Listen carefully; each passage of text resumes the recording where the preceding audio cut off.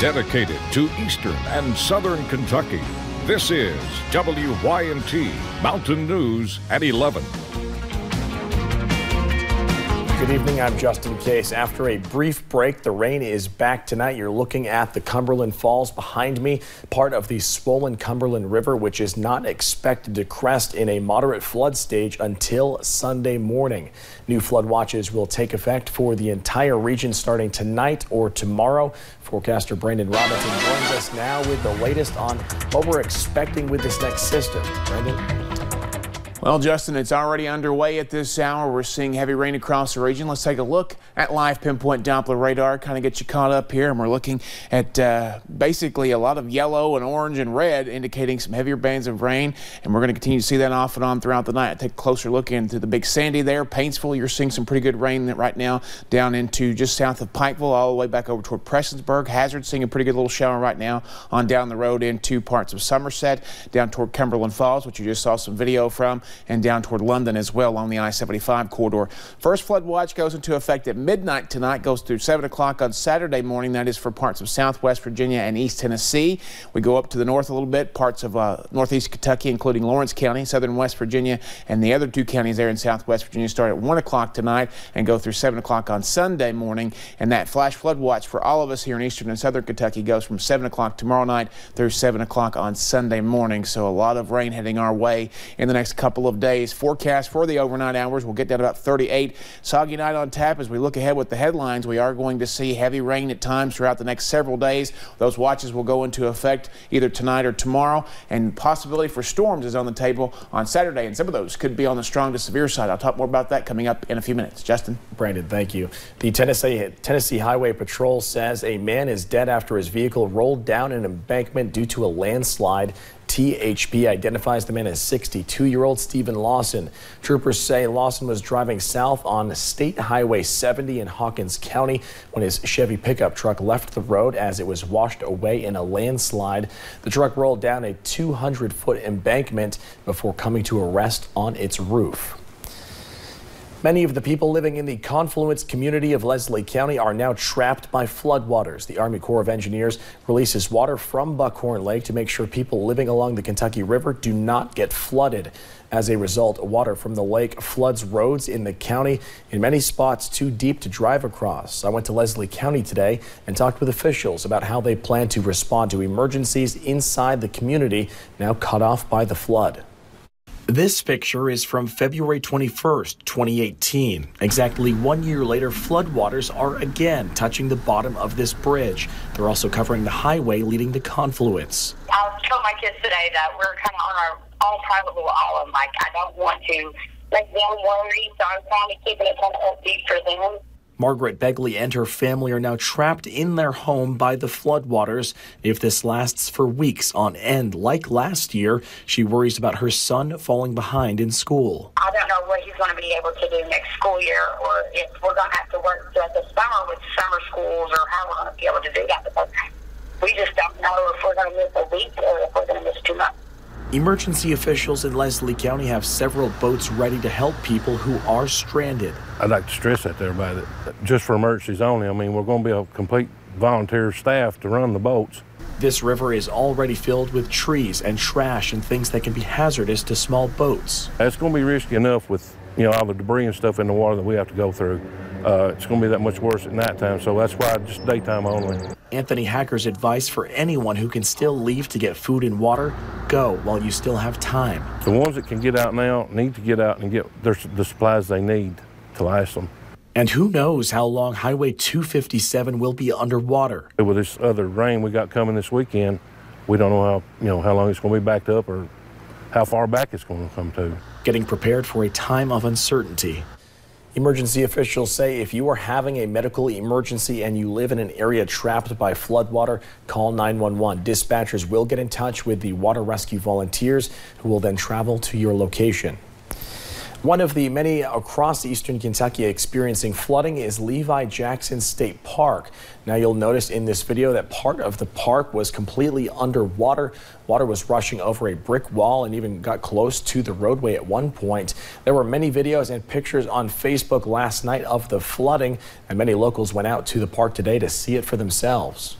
We saw a lot of pictures on Facebook about how all kinds of places are flooded, and we've been driving around today checking out the places, and we decided to come look at the duck pond. The water did recede quite a bit today due to the break of the rain and the sunshine, but with that second round of rain on the way, this area is expected to flood again. Roads in Knox County are having issues as rain continues to affect them.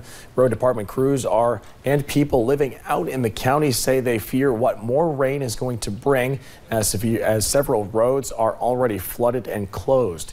One of those roads is Highway 459, and people living there are already blocked in. It gets bad, and with as much rain as we've got coming and as wet as it already is, there's just nowhere for it to go. One man living on Highway 459 says he has a boat ready for emergencies if anyone needs it.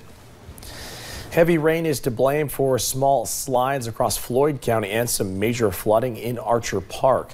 Small mudslides were found in David, Mud Creek, and Wheelwright. Wednesday night, workers made an emergency run to Tackett Fork, where water flooded an old coal mine. This past December, water spilled over at Archer Park. Fast forward to 2 months later, Leviza Fork's crest has risen yet again to nearly 29 feet. Mostly what's underwater now is over around the memorial area. The shelters are underwater. There's a playground that's underwater over there. And then when you go on over, the basketball court's underwater. For the latest on floodwaters and mudslides in Floyd County, go to WYMT.com.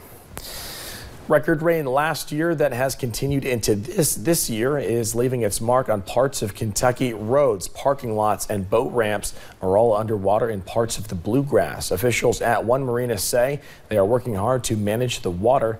Matthew Rand has more.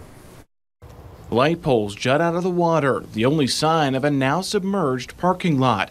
The road to the docks is closed, but that's no problem for Lees Ford Marina in Pulaski County. We're not like a normal kind of business. You know, we float property for a living. Owner J.D. Hamilton says there have been a lot of late nights and phone calls getting the marina ready for the rising water. So when the water goes up, you know, we just make sure that all of our winches and our electric and our water and our sewer, it's all designed to go up. The water, usually clear, but now a murky brown, left boaters gobsmacked. We came down to check on the boat, and we've not seen it this high.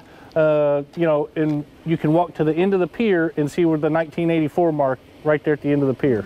People who have been to this marina before will recognize the old Kentucky 80 bridge, and you can see just how high the water is on those pillars there behind me.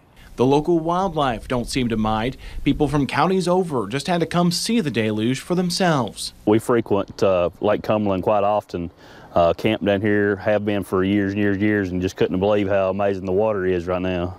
Yeah. It's higher than we could ever imagine. This marina is faring better than others on Lake Cumberland. At least they still have electricity.